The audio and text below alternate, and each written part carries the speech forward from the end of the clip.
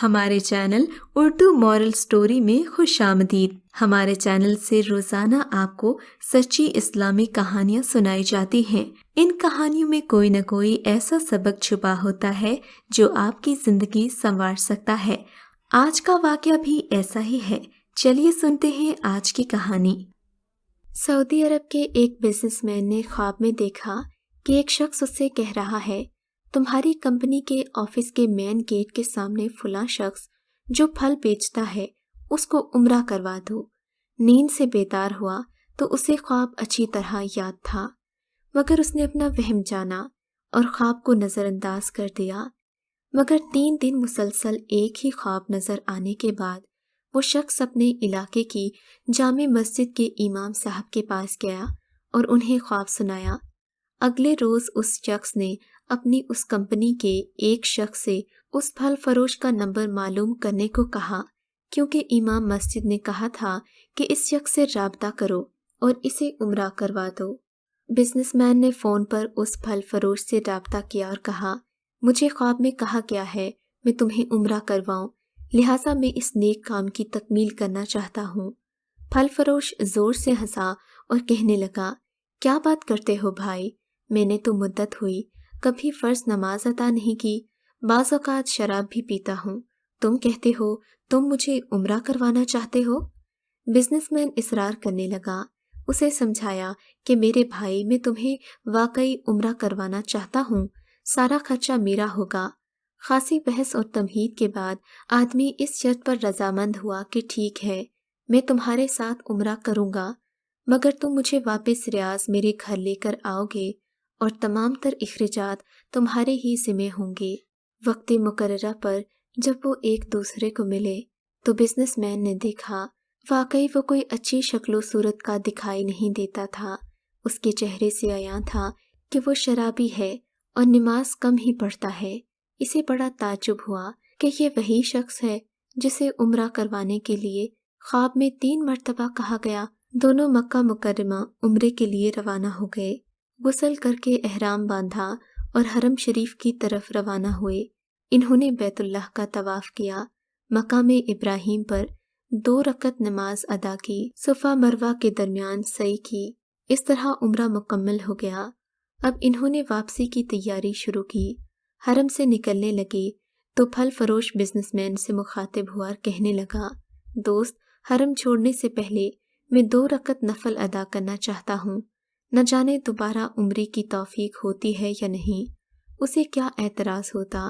اس نے کہا، نفل پڑھو اور بڑے شوق سے پڑھو۔ اس نے اسی کے سامنے نفل ادا کرنے شروع کیے۔ جب سجدے میں گیا تو اس کا سجدہ طویل سے طویل تر ہوتا چلا گیا۔ جب کافی دیر گزر گئی تو بزنس مین نے اسے بلایا۔ جب کوئی حرکت نہیں ہوئی تو اس پر انکشاف ہوا کہ پھل فروش کی روح حالت سجدہ میں ہی پرواز کر چکی تھی۔ پھل فروش کی موت پر اسے بڑا رشک آیا۔ وہ رو پڑا کہ یہ تو حسین خاتمہ ہے، کاش ایسی موت میرے نصیب میں بھی ہوتی، ایسی موت تو ہر کسی کے نصیب میں ہو۔ وہ اپنے آپ سے یہی باتیں کر رہا تھا۔ اس خوش قسمت انسان کو غسل دیا گیا، احرام پہنا کر حرم میں ہی اس کی نماز جنازہ ادا کی گئی۔ ہزاروں فرزندان اسلام نے اس کا جنازہ پڑھا اور اس کی مغفرت کے لیے دعا کی گئی۔ اس دوران اس کی وفات کی اطلاع ریاض اس کے گھر والوں کو دی جا چکی تھی۔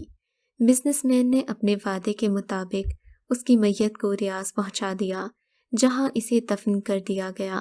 بزنس مین نے پھل فروش کی بیوہ سے تعزیت کے بعد کہا، میں جاننا چاہتا ہوں تمہارے شوہر میں ایسی کون سی عادت یا نیکی تھی کہ اس کا اختتام اس قدر عمدہ ہوا اور اسے حرم میں سجدے کی حالت میں موت آئی۔